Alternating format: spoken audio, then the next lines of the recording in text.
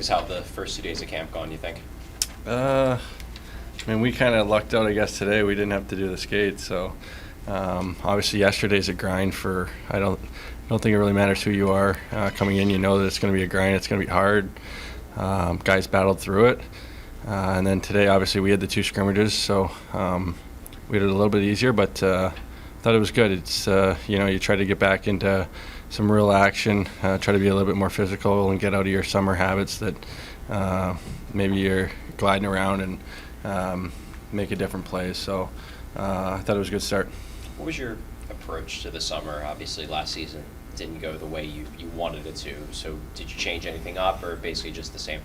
Yeah, I declined to go to Worlds this year. The year before, I ended up fracturing my foot in the semifinals of Worlds, and it really affected my summer training. And I thought it was best this year to try to have a good summer. And with how the year went, I wanted to come back and be ready to go. So I had a really good summer. I'm eager to get going, and I'm excited.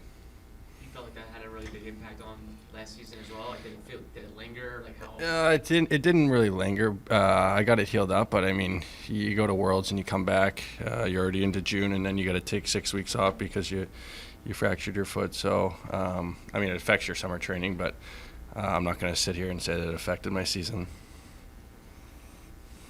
Travis, what was it like in the off season? There was a lot of rebuilding type of change for the Flyers, and your name was rumored in trade stuff. How plugged in to you were you into that, or did you try to get away from it? Yeah, I didn't see anything.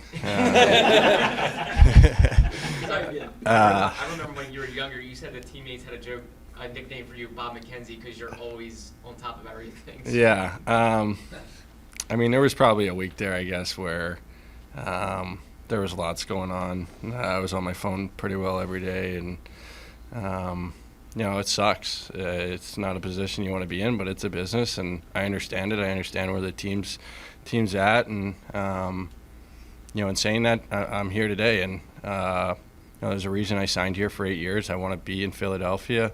I'm excited. I like the group that we have, and yeah, now it's kind of up to me, I guess, from a standpoint on that front, and I'm excited. I had a really good summer. I'm looking forward to it. I had good conversations with Danny, Jonesy, and Torts, and I'm ready to get going. Do you feel like you've smoothed anything over the course of the summer? Because those rumors come out. Obviously, you have the no trade protection, but some guys might look at that as I don't know if I necessarily want to still be a part of it if they don't want me.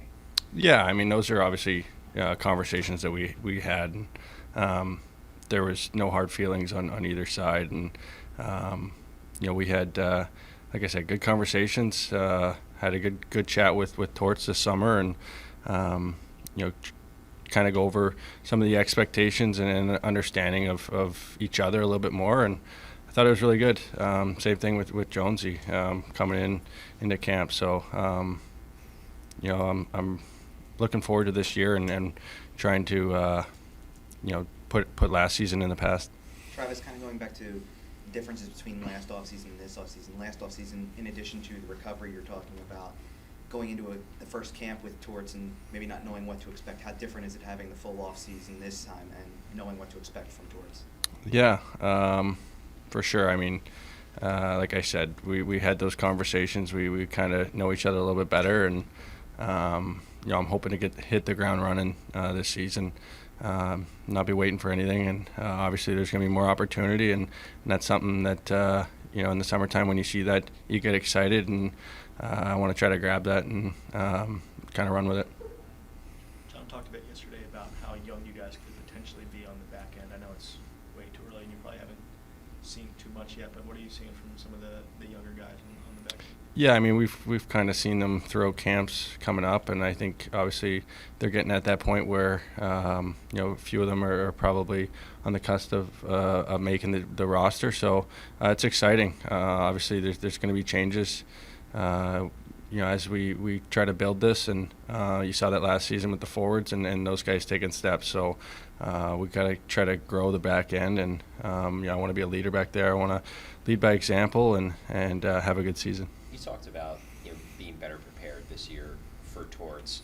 It seemed like at times last year your guys' personalities maybe didn't quite mesh. Do you think you have a better read this year in terms of how to connect with him in terms of that? You're more of a quiet guy. He's obviously him. So do you think you have a better read on kind of how to work with him? Yeah, I mean, I don't want to sit here and say that we didn't get along. I don't think that was the case at all. I think we had a good relationship. I just think we, like I said, we know each other better now.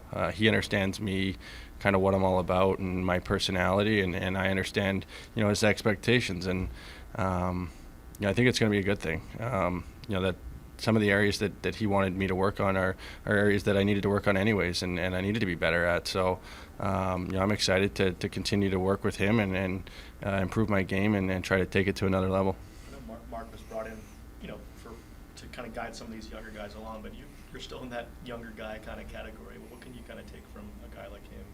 Yeah, I mean, he's been, that's exactly what you said. He's been around, he's had Torts, so you can kind of lean on him on that front, and just his experience. I mean, he went to the Stanley Cup Finals last season.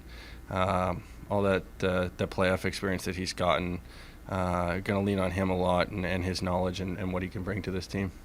You're looking, obviously, at the depth chart for this team. Ivan Provorov's been the number one pretty much since he joined the team. He's gone now.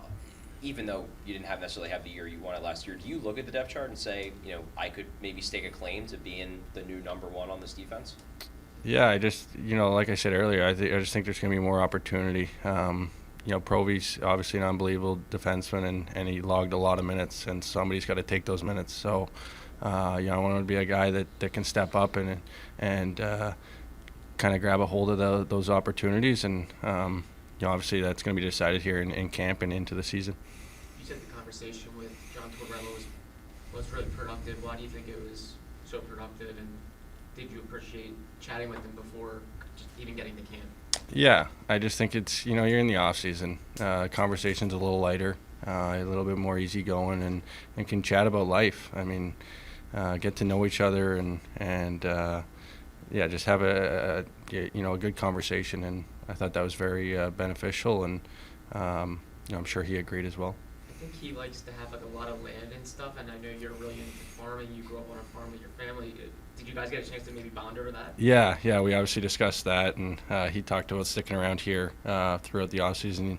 I know he's got a little bit of a land outside, so we obviously discussed that. We talked about my farm and harvest, and me helping out before coming into camp. Obviously, getting here early and missed out on a few weeks of it, but I was excited to be able to help out with. Dad was definitely happy with that, so can't complain. Is he good farming advice, John? I don't know if he's much of a farmer, but he's got the animal side of it. Okay. Thanks. Thanks, John.